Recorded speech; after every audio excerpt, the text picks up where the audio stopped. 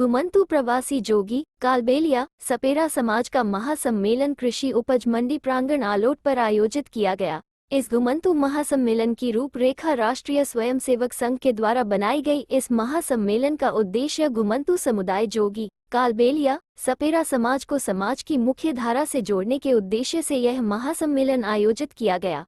ये समाज शिक्षा के अभाव में अपना विकास नहीं कर पाता है।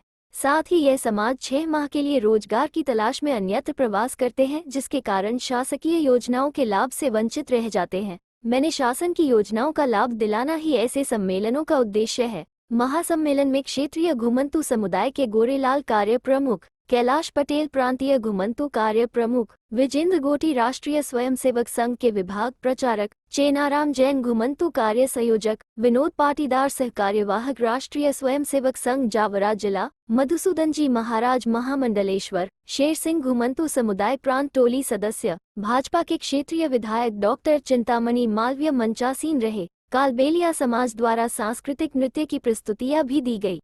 कालबेलिया एवं जोगी समाज के होनहार छात्र छात्राओं को प्रोत्साहन हेतु प्रशंसा पत्र दिए गए। प्रवासी समुदाय घुमंतु विमुक्त अर्धघुमंतु जनजाति जो है, उस जनजाति में कालबेलिया समाज की, सपेरा समाज की भी अपनी एक भूमिका है। उस भूमिका में ध्यान में आता है कि मालवा प्रांत में 4.5 लाख से अधिक आबादी का ये जो समाज है, ये आज भी आजादी के बाद भी दलित, पतित, शिक्षा से वंचित, समाज में उपेक्षित, समाज की मूल धारा से जुड़ा हुआ नहीं है। अपितु इनकी शिक्षा, स्वास्थ्य, रोजगार, कौशल विकास के अनेक जो विषय हैं वो अधूरे हैं। ये जो समाज है, ये अपने अधिकार को प्राप्त करने के लिए अपने अधिकारों को प्राप्त करने की जो एक मंशा है वो इस समाज में नहीं है। न शासकीय योजनाओं को लाभ लेने के लिए जो दस्तावेज पूर्ण होते हैं वो इस समाज के पास में नहीं है। इसलिए ये समाज शासकीय योजनाओं से भी दूर है एवं अपने अधिकारों से भी पूर्णतः वंचित है।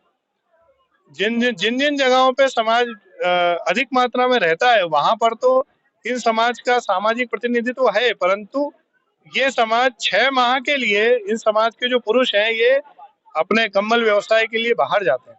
प्रवासी समुदाय के माध्यम से ये जो समाज है, इस समाज की बस्तियों में दस्तावेज पूर्ण हो, इन बस्तियों में स्वच्छता रहे, इन बस्तियों में शौचालय का निर्माण हो, शिक्षा से ये जुड़े, ये अपने पारंपरिक वेशभूषा और संस्कृतियों को जीवित रखे, ये संत परंपरा को जीवित रखें, कालीनाथ को आस्था के केंद्र से जुड़े रहें, ताकि इनके मन में, हृदय में राम का वास हो।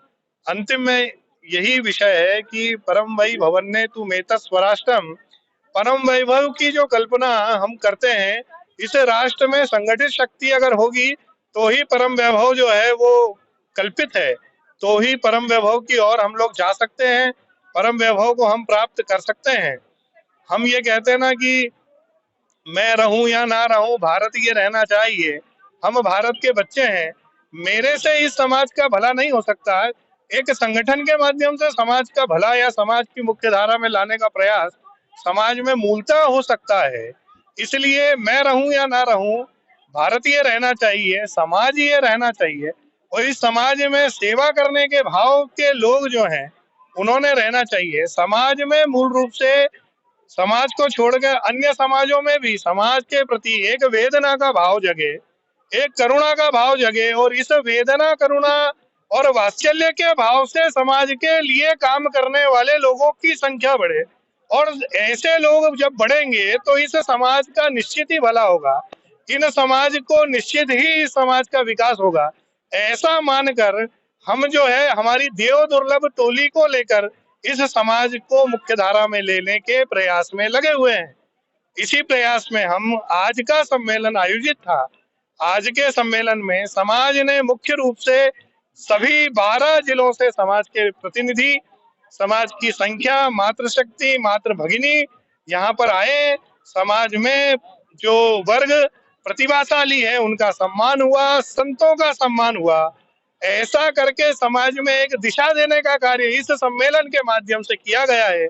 आने वाले समय में भी निश्चित इसी प्रकार के सम्मेलन और ग्रामीण परिवेश के सर्वे एवं ग्रामीण चिंता बस्ती योजना के माध्यम से समाज की उन्नति में भूमिका सारे लोग मिलकर सुनिश्चित करेंगे।